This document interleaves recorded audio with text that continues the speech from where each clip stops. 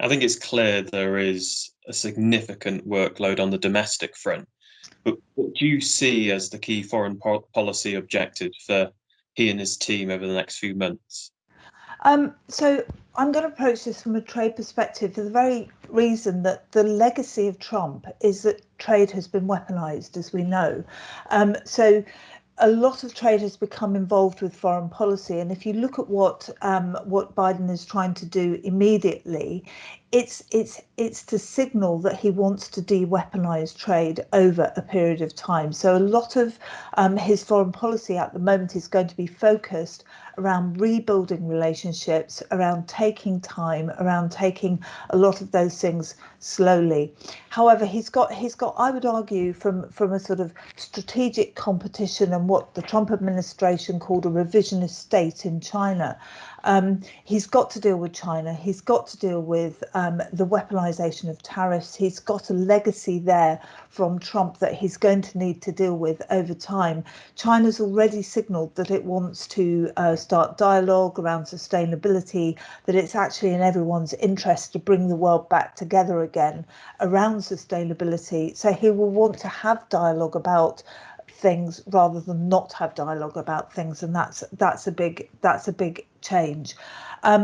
As I said, there's been this shift in foreign policy towards more emphasis on strategic competition. But I think there are two areas where we're perhaps not focusing at the moment, but we need to focus, particularly from a trade point of view. And the first is rebuilding the Western alliance. So rebuilding relationships with the European Union, starting to think about what a trade relationship means, what the Western alliance means in terms of NATO and in terms of the shared and multilateral foreign policy. And there are two parts of the world that we've talked about relatively little in trade terms over the last 4 years. And the first is the Middle East and the second is Russia. And let's focus on those and why we need to talk about them. We've talked about the Middle East, first of all, in terms of sanctions against Iran. Obviously, America pulled away from the agreements and started to sanction Iran for its nuclear program. Biden's not going to move back into that quickly, but it's very important that these issues of sanctions are sorted out from a trade perspective, because a lot of European companies are being damaged by the risk of secondary sanctions that were imposed under the Trump regime, and that's something that needs to be addressed. And the other is Russia, because there's a lot of unfinished business in terms of Nord Stream 2.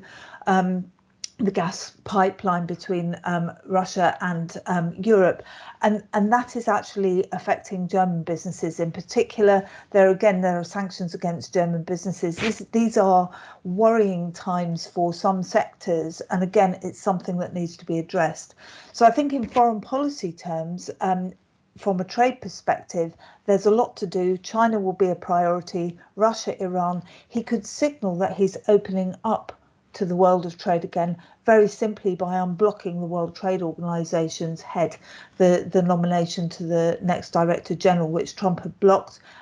If he did something like that, again, he would be signaling relatively easily and relatively quickly that he wants to move ahead with a more multilateral agenda.